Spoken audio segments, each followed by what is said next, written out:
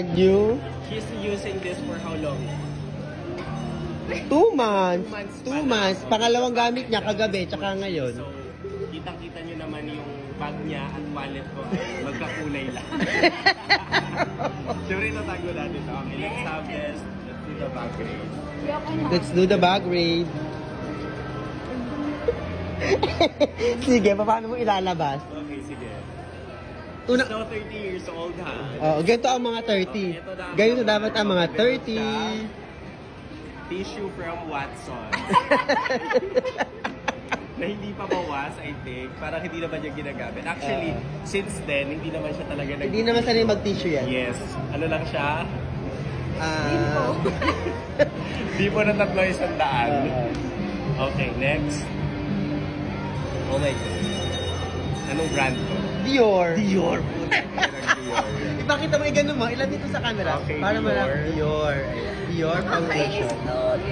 Shade? Anong shade ba? Anong shade yan? DC04. Kaya ganyan siya kaganda. Dior Oh po my ang gamit God. niyang foundationism. Parang feeling ko may mahihingi.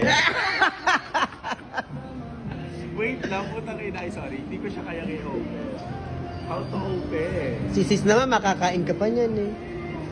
Bago pa ata, parang hindi pa nagagamit. Hindi naman ako nagme-makeup, di ba? Yeah.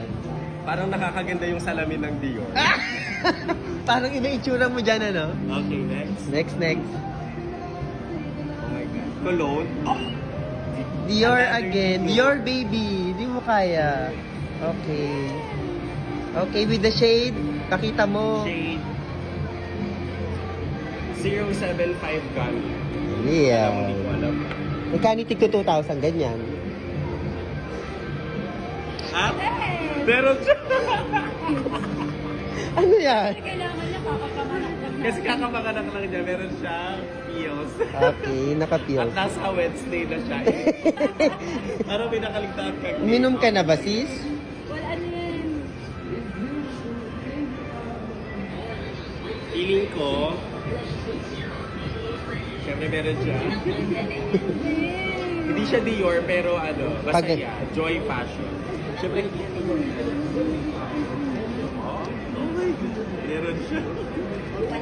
Ticket. Ang mga ticket. Oo, ticket Ng- para sa... Shh, huwag kayong magulo. Nakakaano kayo sa mga netizen.